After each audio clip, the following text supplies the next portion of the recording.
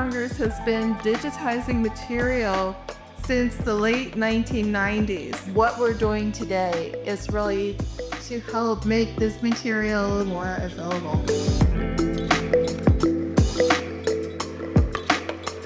So tell me a little bit about what you guys are working on. We're doing the commonplace book of Margaret Bayard Smith.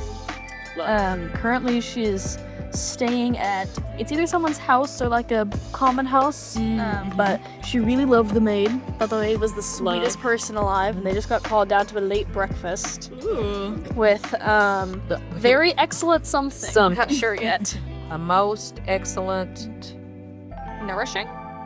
nourishing maybe.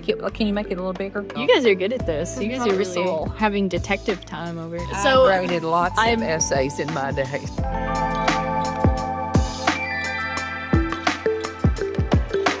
We've learned two new words today.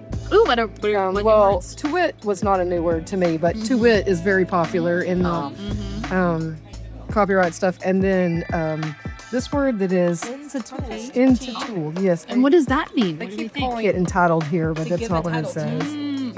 We Googled it, and it's a British English word, so that makes sense. I know it's really interesting to see how feelings of things changed as our language got more Americanized.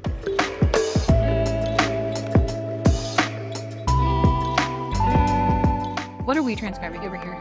A letter from Margaret Smith to, I assume, Sydney. And Sydney just got over a sickness. Okay. And what year is it? 1820. So are we basically just like talking to her about being sick? And like saying like, I'm glad you're getting better. good. I hope things are going well for you and enjoy your restoration to freedom and health. She sounds so Gen Z. She would get along, she would love memes. No, for real. Personally, for me, it's so hard to stop transcribing because I want to know what happens Yeah, next. I know, I do want to know what happened. And I'm like, I want to know why this person's being court-martialed. I want to know what we're doing to help with our friend's sickness. Oh, I don't think she's doing anything. I think she's offering well wishes. Yeah, she's saying, sending good vibes your way.